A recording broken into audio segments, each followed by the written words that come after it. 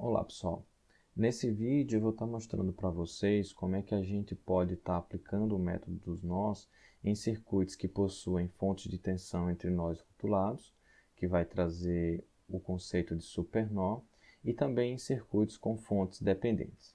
No primeiro exemplo aqui, a gente tem essa fonte nessa posição aqui agora.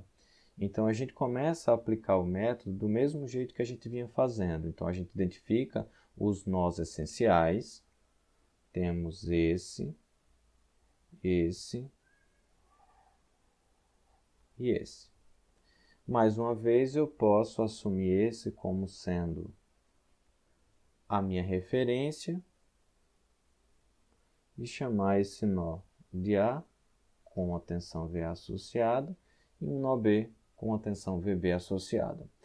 Veja que no caso anterior, eu tinha que um dos terminais da minha fonte de tensão estava conectado à referência, e isso fazia com que o outro terminal tivesse a tensão definida de forma já direta.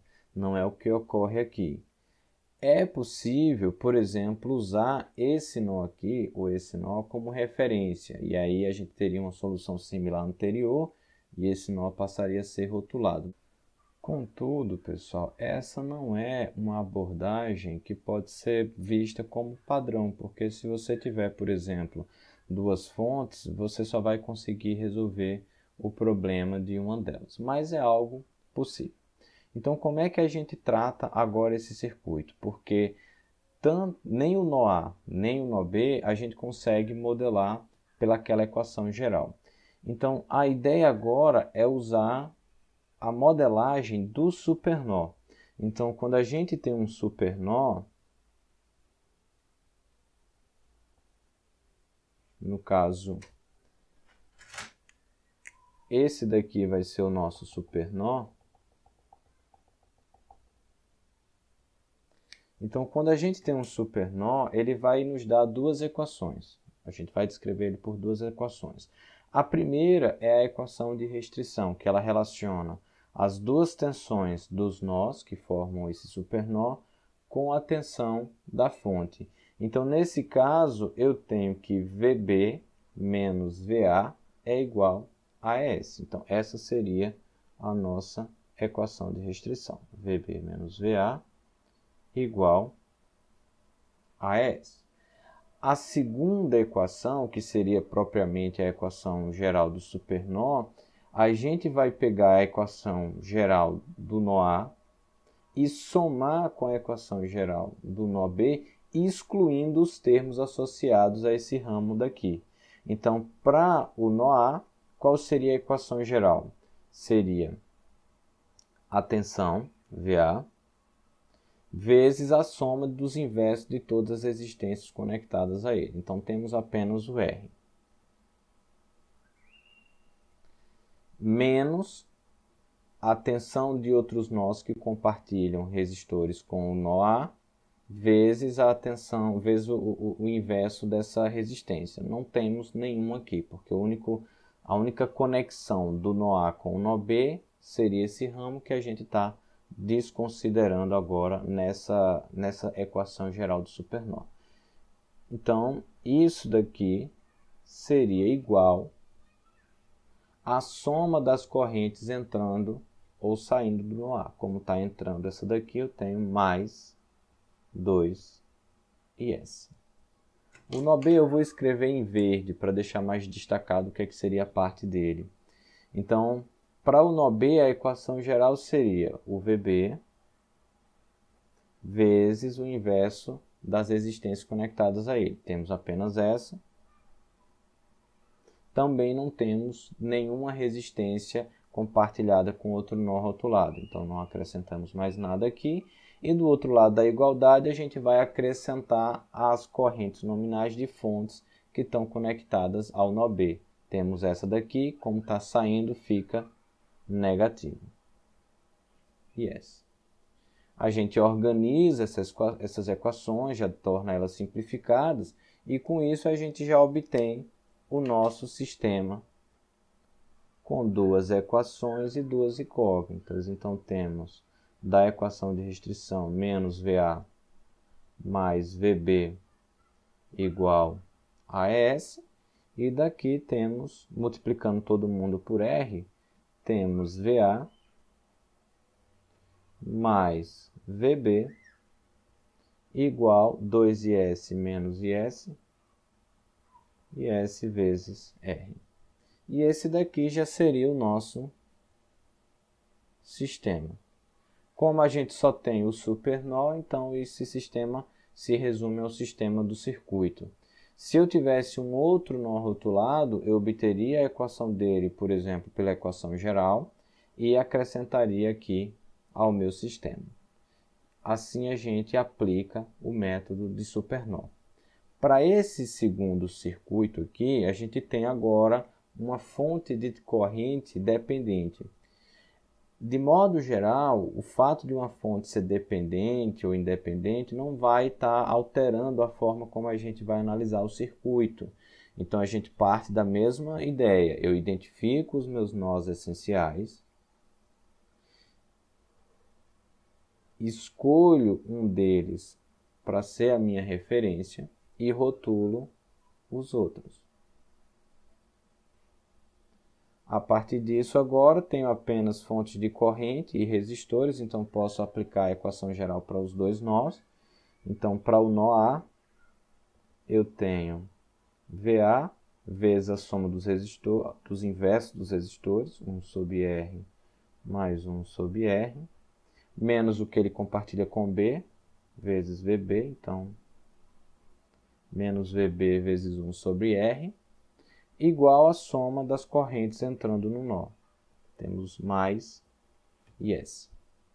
Para o nó B, tenho a mesma ideia. A tensão do nó vezes o inverso das resistências conectadas a ele. 1 sobre R mais 1 sobre 2R.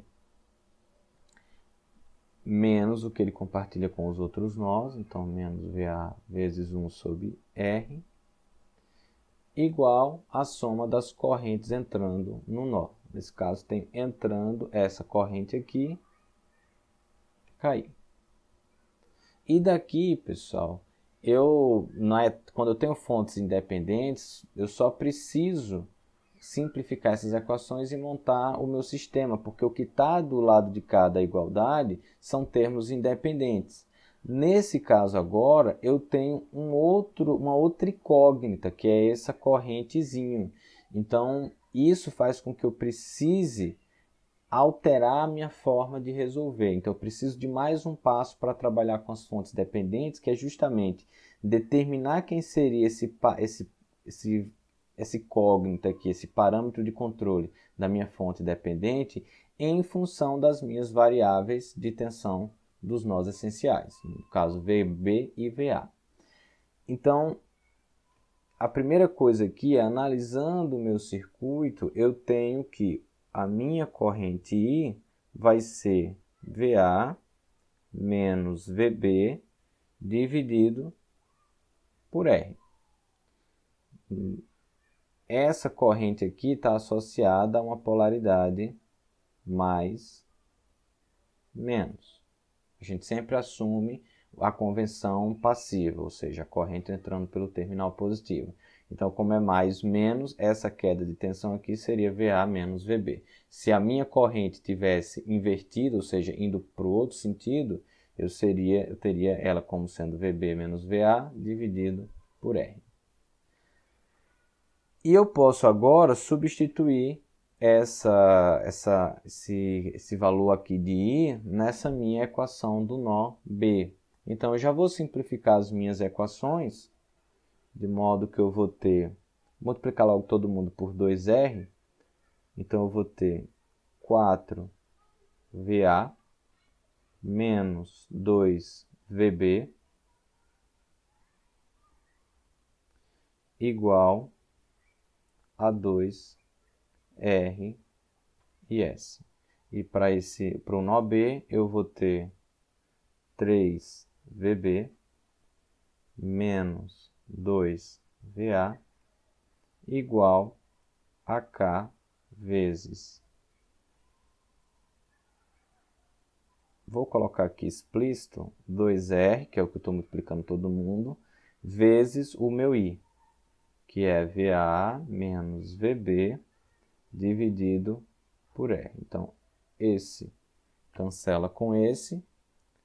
E eu posso agora reorganizar esse meu sistema passando esses meus parâmetros VA e VB para o lado de cá da igualdade.